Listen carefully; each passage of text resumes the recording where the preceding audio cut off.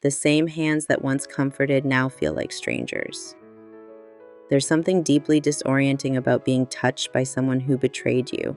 Before the affair, their hands brought you comfort. Now those same hands make your skin crawl. It doesn't make sense in your mind, but your body remembers, and your body is protecting you.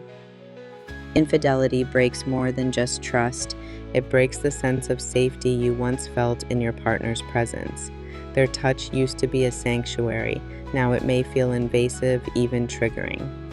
And here's the hardest part. Your partner might not understand. They may think touch is a path to reconnection.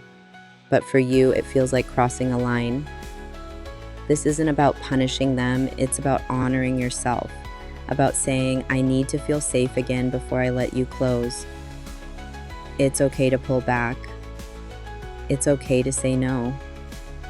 You deserve to be touched with respect, care, and patience. Your body will let you know when it's ready, and that readiness will be rooted in trust, not pressure.